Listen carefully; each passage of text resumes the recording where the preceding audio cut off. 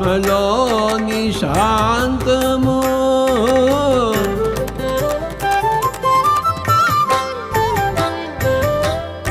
ఆత్మలోని అభయము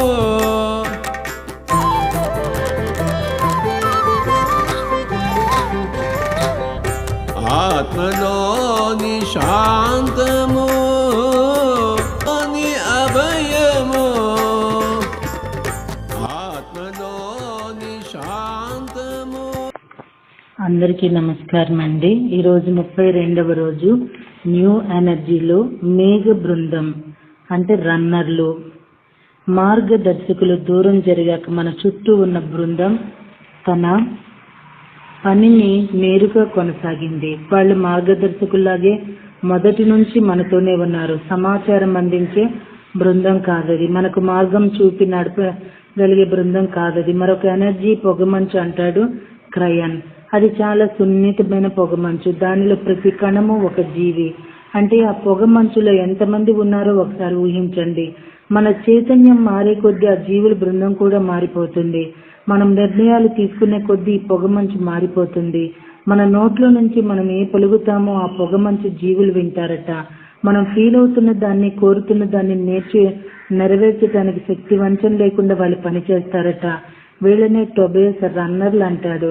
మన మనసులో నుంచి ఏ ఆదేశాలు బయటకు వస్తే వెంటనే వాటిని ఆచరణకి తేవడానికి ఉపక్రమించేస్తారు వాళ్ళు. ఆ పొగమంచులో ఉన్న వాళ్ళకి అసలు పేర్లు లేవు. వాళ్ళంతా కలిసి ఒకే ఎనర్జీ. సమయానుకూలంగా కొందరు కాసేపు పొగమంచు ఉపరితలానికి వస్తారు. వాసన రూపంలో గాని, ఎనర్జీ రూపంలో గాని మనం వాళ్ళని గుర్తుపడతాము. దానికి పేరు ఇచ్చుకోగల పరిస్థితిలో ఉంటాం. అయితే కాసేపటికి ఆ పొగమంచు కదిలి వాళ్ళు మారేసరికి దాని పేరు, దాని ఎనర్జీ, దాని ప్రతిస్పందన అన్నీ మారిపోయి వేరుగా ఉంటాయి. అలా మారిపోయే ఎనర్జీకి పేరెలా పెడతాము? అయితే ఆ పొగమంచు మీద మన పేరున్నది. వాళ్ళు మన ఒక్కరి కోసం పనిచేస్తున్నారు కాబట్టి ఆ పొగమంచు మీద మన పేరున్నది. ఆ పొగమంచులో ఒక కుటుంబమే ఉన్నది. వాళ్ళని మనం ఫీల్ అవ్వగలుగుతాము, వాసన చూడగలుగుతాము. అయితే వాళ్ళు అంతర్పరిధి బృందంలో ఒక భాగం. వాళ్ళకు మన గురించి తెలుసు, మనకు వాళ్ళ గురించి తెలుసు. మనకు సానుకూలంగా ఉండాలని, మనకు కావలసింది సమకూర్చాలని వాళ్ళు ఎప్పుడూ సిద్ధంగా ఉంటారు. ఈ రన్నర్లు కేవలం మన ఒక్కరి కోసమే పనిచేస్తారు. న్యూ ఎనర్జీలోకి అడుగు పెడుతున్న మనలో ప్రతి ఒక్కరి కోసం ఎంతెంత మంది ఆవల వైపు వారు ఎన్నెన్ని ప్రకంపన స్థాయిలో పని చేస్తున్నారో చూడండి. మనమేమో భౌతిక కళ్ళతో చూసి ఏం పని జరగటం లేదని పెదవిరుస్తున్నాం.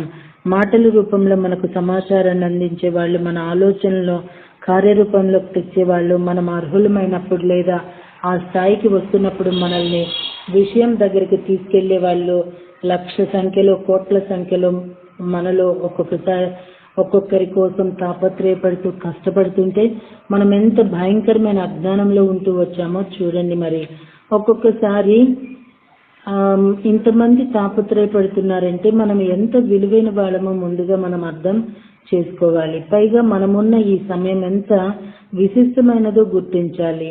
అన్ని విశ్వాల వాళ్ళ దృష్టి ఇప్పుడు మన మీదకి తిరుగుతున్నదన్నమాట. ఎందుకంటే ఒక పెద్ద సంఘటన ఇక్కడ జరగబోతుంది. కొంతకాలంలో భూమి ప్రధానమైన సమాచార కేంద్రంగా రూపొందుతుంది. ఇక్కడి మానవుల్లో ఎంత శక్తివంతులు ఉంటారంటే అనేక విశ్వాల నుంచి వీరికి సమాచారం అందుతుంటుంది. ఆ డేటాను అందుకొని దాన్ని అవగాహన చేసుకుని ప్రాసెస్ చేసి అది అందరికీ అర్థమయ్యే విధంగా తిరిగి విశ్వాల్లోని వివిధ ప్రాంతాలకు ప్రసరింపజేస్తారు. వారికి ఏ సమాచారం కావాలన్నా భూమి ద్వారా దాన్ని పొందవచ్చు. ఎక్కడికి వెళ్లాలన్నా భూమికి వచ్చి ఇక్కడి నుండి వెళ్తారు. వివిధ పరిధుల మధ్య, వివిధ విశ్వాల మధ్య తిరగాలంటే భూమికి వచ్చి ఇక్కడి నుండి వెళ్ళటం షార్ట్ కట్ అవుతుంది. కనుక భవిష్యత్తులో భూమి అన్ని విశ్వాల్లో ఎంత కీలకమైన పాత్ర పోషించనున్నదో చూడండి. Old energy, new energy. Old ఎనర్జీకి న్యూ ఎనర్జీకి తేడా ఏమిటి? ఇది మనకు సాధారణంగా వచ్చే ప్రశ్న. ఇది మనకు అర్థం కావాలంటే ఇక పోలిక చెప్పుకుంటే విశదమవుతుంది. గొట్టం. ఒక గొట్టాన్ని ఊహించుకుందాం. ఆ గొట్టానికి అవతల కొసలో ఒక వస్తువు ఉన్నది. ఆ గొట్టం లోపల సగం దూరం దాటేసరికి అక్కడ పచ్చ రంగు గాజు పలక అడ్డంగా బిగించబడి ఉన్నది. ఇది మన గొట్టం ఉన్న తీరు. ఇప్పుడు ఈ గొట్టంలో మనం ప్రయాణిస్తూ ముందుకు సాగుదాం. వెళుతుంటే చక్కని అనుభవాలు వస్తాయి. ఓల్డ్ ఎనర్జీలో ఉండగా మనం ఆ గొట్టంలో సాగుతుంటే అవతలి కొసలో ఉన్న వస్తువు మనకు పచ్చ రంగులో కనిపిస్తుంది. ఆ పచ్చ రంగే మనం పెట్టుకున్న రూప నామాలు. ఆ రూప నామాలతోనే అవతలి వస్తువు కనబడుతుంది. ముందుకు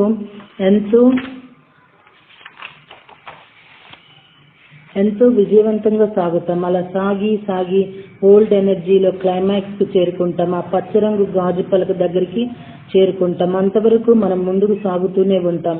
మన మార్గంలో ఏ ఆటంకము ఉన్నట్లు అనిపించదు. కొన్ని జన్మల క్రితం దేవుడి వైపుకు మన మనసు తిరిగినప్పటి నుంచి మనం చేసిన ప్రయాణం ఇదే. అక్కడికి చేరుకున్న తర్వాత ఆ గాజు పలక ఆటంకంగా ఉన్నదని తెలుసుకున్నంత వరకు వాళ్ళు ద్వంద్వత్వంలోనూ ఓల్డ్ ఎనర్జీలోనే ఉంటారు. గాజు పలక దగ్గరికి చేరుకున్న వారికి ఏమీ చేయవలసిన అవసరం లేనట్లుంది. నిజమే, ఓల్డ్ ఎనర్జీలో ఉండగా ఇక వాళ్ళు చేసేది ఏమీ ఉండదు. తమతో మాట్లాడుతున్నది తాము పూజిస్తున్న ఆ దేవుడు అన్న భావంలో ఉంటారు. అయితే ఆ ఆటంకాలని వాళ్ళు తెలుసుకున్నప్పుడే వాళ్ళ పురోగతి తిరిగి మొదలవుతుంది. అంతవరకు తాము పొందుతున్న అనుభవాలన్నింటినీ వాళ్ళ పచ్చరంగు రూపనామాల తొరుగులోనే చూస్తారు.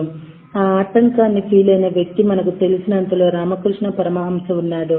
ఆయన కాళికాదేవితో ఎంతగానో మాట్లాడుతూ ఎంతో సన్నిహితంగా ఉండేవాడు.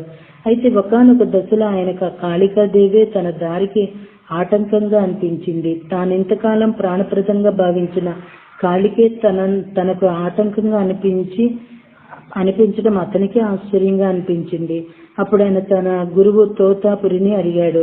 అతనికి అప్పుడు ఆ గురువు ఇచ్చిన మార్గదర్శక సూచన ఏమిటో తెలుసా? కత్తి తీసుకుని తన మార్గంలో అడ్డుగా నిలిచిన కాళికాదేవి ఇమేజ్ ని నిలువుగా 2 ముక్కలుగా చీల్చి దాన్ని దాటి పొమ్మన్నాడు. అంటే కాళికా రూపనామాలను విరిచేసి ముందుకు సాగి పొమ్మన్నాడు. అంటే ఆ గొట్టంలోని పచ్చ గాజు పలకను విరగొట్టుకుని పొమ్మన్నాడనమాట. ఆ గాజు పలకను ఎప్పుడైతే పగలగొట్టడం జరిగిందో అవతలి కొసలో ఉన్న వస్తువు నిజమైన రంగులో కనబడుతుంది. అక్కడి నుంచి మనం అనుకునే న్యూ ఎనర్జీ ప్రయాణం మొదలవుతుంది. అంటే ప్రజ్ఞాత్మ అసలు స్వరూపం కనబడుతుంది. తనకు వినబడుతున్న అంతర్వాణి ఏ దేవతదో కాదు, తనదే, తన సంపూర్ణత్వానిదే నన్ను విషయం బోధపడుతుంది. ఈ పచ్చటి గాజు పలకను ఎవరికి వారే ఛేదించుకోవాలి, ఎవరి ఆకలి వారే తినాలి కదా. అయితే ఈ న్యూ ఎనర్జీ ముఖ్యంగా దేంతో ముడిపడి ఉన్నది? మన ప్రజ్ఞాత్మతో ముడిపడి ఉన్నది. ద్వంద్వత్వంలో పూర్తిగా పండాక సాధకుడు చేసుకోవాల్సింది ఆ దేవుణ్ణి కాదు, మన ప్రజ్ఞాత్మను. ఓకే మాస్టర్స్, మళ్ళీ రేపటి రోజున ప్రజ్ఞాత్మ గురించి తెలియజేయనున్నారు డి రేవతి దేవి గారు. మరి తెలుసుకోవడానికి సిద్ధంగా ఉందామా అండి? Thank you very much.